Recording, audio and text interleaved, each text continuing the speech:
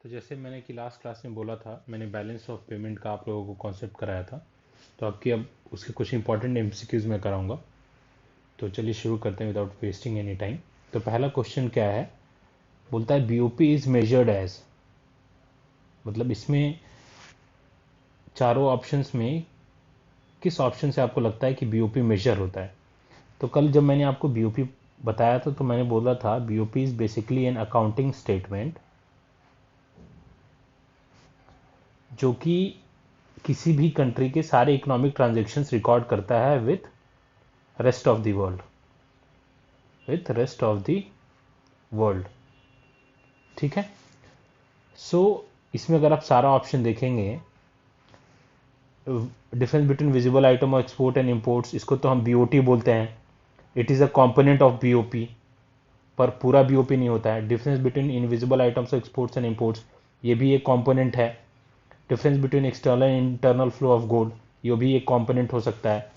लेकिन जो D option है, इसमें सारे रिसिप्ट्स आ रहे हैं और सारे पेमेंट्स ऑफ फॉरेन एक्सचेंज आ रहे हैं। So D is the correct answer. Optimum answer आपका सबसे डी है, बाकी सारे के सारे आपके कंपोनेंट्स हैं। So we go to the next question, BOT. मैंने जैसे कल बताया था कि बैलेंस ऑफ ट्रेड आपका कैसे निकलता है, export of goods minus import of goods. ठीक है। अगर ये पॉजिटिव होता है, मान लीजिए बैलेंस पॉजिटिव आता है, तो उसको हम लोग फेवरेबल बीओटी बोलते हैं या फिर सरप्लस बीओटी बोलते हैं। अगर पॉजिटिव नहीं आता है तो हम उसको अनफेवरेबल बीओटी बोलते हैं या फिर डेफिसिट बीओटी बोलते हैं। ठीक है। तो बीओटी में बस गुड्स आता है, ये जरूर ध्यान रखिएगा। तो इसका करेक्ट आंसर आपको ए हो जाएगा। ठीक है। So balance of trade is measured as difference between import and export of goods.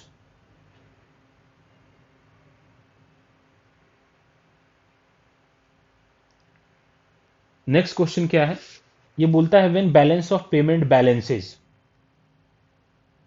A current account plus capital account is equal to zero, B official reserve is a part of current account, C official reserve is a part of capital account, D both A and C. जब कल मैं आपको official reserve करा रहा था ना, जब मैं कल आपको ऑफिशियल रिजर्व करा रहा था और न्यूमेरिकल करा रहा था बीओपी का, तो मैंने क्या बोला था कि जब भी अगर आपका ऑफिशियल रिजर्व कैपिटल अकाउंट का पार्ट है तो आपका बीओपी हमेशा बैलेंस करेगा, यानी जीरो आएगा। ठीक है। यानी कि अगर मान लीजिए अगर आपका करेंट अकाउंट का बैलेंस हम देखें, लेट्स से फॉर एग्जांपल वो था -10,000 करोड़। कैपिटल अकाउंट का अगर हम बैलेंस देखें तो let's say it was +20,000 CR। तो इन दोनों के बाद कुछ एरर सॉल्यूशन, इन दोनों के बाद इसका बैलेंस क्या आया था, तो ये आया आपका नेट 10,000 CR पॉजिटिव में। क्योंकि अगर हम इसमें अज्यूम माने कि official reserve is a part of capital account, तो ये ना इतने से ही नेट कर देगा, यानी हम बोलेंगे ऑफिशियल रिजर्व अकाउंट -10,000 CR, ताकि बैलेंस आपका जीरो आ जाए। करेक्ट है। तो जब भी official reserve account is a part of capital account, तो आपका बैलेंस ऑफ पेमेंट हमेशा बैलेंस आएगा, बैलेंस रहेगा। That means current account plus capital account will be zero. So answer is D both A and C. ये important question है। Third एक numerical है छोटा सा जो आ सकता है, बोल रहा है कि अगर आपका बैलेंस ऑफ ट्रेड है -600 करोड़। देखो जैसे ही निगेटिव रहेगा तो आपको आइडिया लग गया कहीं ना कहीं हमने इंपोर्ट ज्यादा किया है एक्सपोर्ट से। ओके जी। फिर आपको क्या बता रहा है कि वैल्यू ऑफ एक्सपोर्ट्स आपका 500 करोड़ है। तो बोला है वैल्यू ऑफ इंपोर्ट्स क्या है, obviously 500 plus 600 is equal to 1100 crore. ये आप चाहो तो इस फॉर्मूले से भी कर सकते हो, BOT is equal to import minus export. ठीक है। आप वैसे भी कर सकते हो, एक्सपोर्ट माइनस इंपोर्ट कर लो इसको। लॉजिकल ये रहेगा BOT is equal to export minus import. ठीक है। ऐसे करोगे तो आपका 1100 आ जाएगा। और देख के भी मालूम चल रहा है ना, 600 अगर आपका निगेटिव है तो कहीं ना कहीं आपने 600 से ज़्यादा इंपोर्ट किया है और वैल्यू ऑफ एक्सपोर्ट्स 500 था, यानी आपने 1100 का आपने टोटल इंपोर्ट किया है। नेक्स्ट आते हैं, accommodating items are those items of balance of payment which are not determined by consideration of profit. No, they are not determined, correct, क्योंकि autonomous items वो items होते हैं जो कि प्रॉफिट के कंसिडरेशन से डिटरमाइन होते हैं। They are conditioned by the positive और negative BOP status. Yes, correct. अगर आपका current account plus capital account का नेट बैलेंस पॉजिटिव या निगेटिव आ रहा है तो उसके हिसाब से ऑफिशियल रिजर्व को हम लोग प्लस या माइनस करते हैं, तो ये भी सही है। सी, लीड टू इंक्रीज और decrease in official reserve with RBI, correct. जैसे मैंने बताया यहां पे 10,000 पॉजिटिव था, 10,000 करोड़ पॉजिटिव था, तो ये हमारे ऑफिशियल रिजर्व में जाके ऐड हो जाता है, तो हमारा ऑफिशियल रिजर्व जो आरबीआई के साथ है फॉरेन एक्सचेंज का, वो बढ़ जाता है, तो ये भी करेक्ट है। यानी इसका आंसर है D, all of these. Next question है, balance of trade is a dash concept as compare to BOP. तो ये तो बहुत ही सिंपल है, नैरो कॉन्सेप्ट है, क्योंकि BOT is a part of BOP. Next question, a deficit in dash can be covered by a surplus in dash while the reverse can not be done. तो देखिए सिंपल सी बात है, आपको पता है कि जो भी आपका बीओटी है, it is a component of BOP.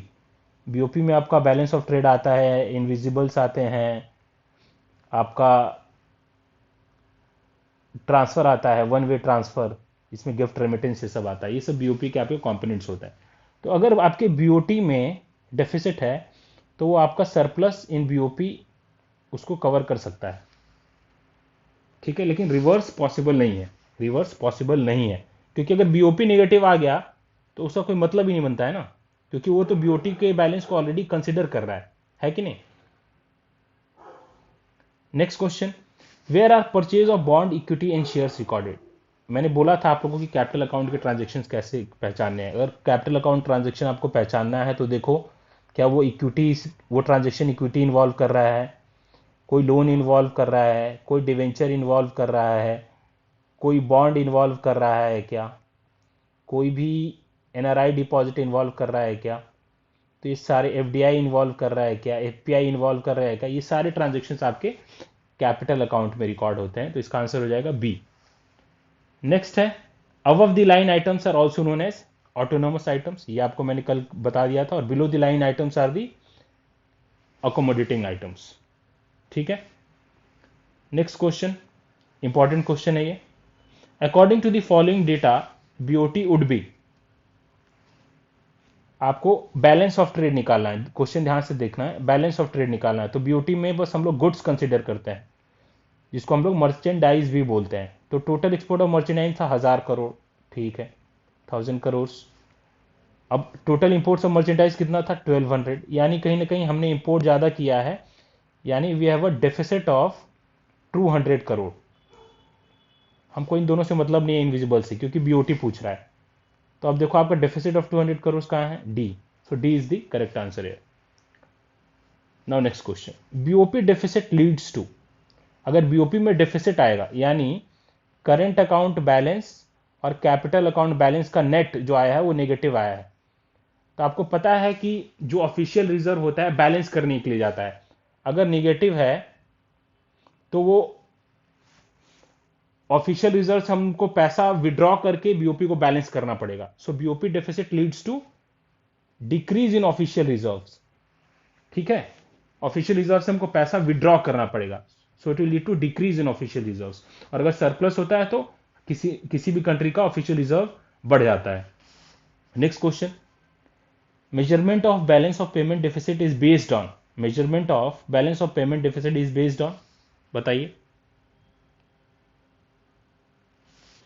अगर बीओपी में जो भी डेफिसिट आता है वो किस पे बेस्ड होता है, वो ऑटोनोमस ट्रांजैक्शन पे आपका बेस्ड होता है, ठीक है।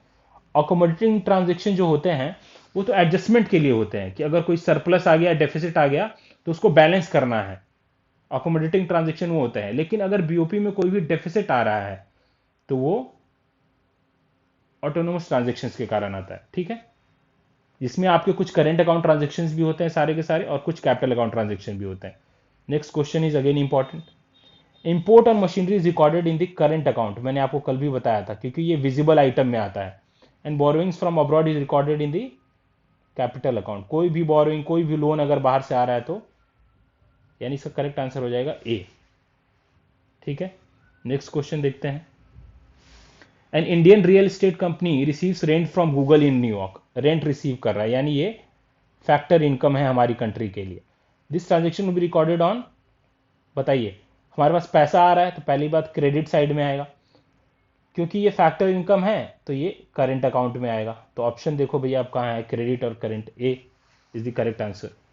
When there is unfavourable balance of trade, यानी आपका इंपोर्ट ज्यादा है एक्सपोर्ट से, ठीक है, export is denoted by X and import is denoted by M, तो यहां पे आपका इंपोर्ट जो है एक्सपोर्ट से ज्यादा है, तो C is the correct answer. Which items are included in BOP, visible items yes, invisible items yes, capital transfers yes, तो डी इसका करेक्ट आंसर हो जाएगा, ऑल ऑफ द अबव।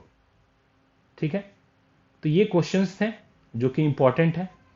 ऐसे ही मैं और इको के कॉन्सेप्ट्स और उसके एमसीक्यू लाता रहूंगा, लॉ के भी और कॉस्टिंग के भी मैं वीडियोस लाऊंगा, रेगुलर बेसिस पे मैं ट्राई करूंगा।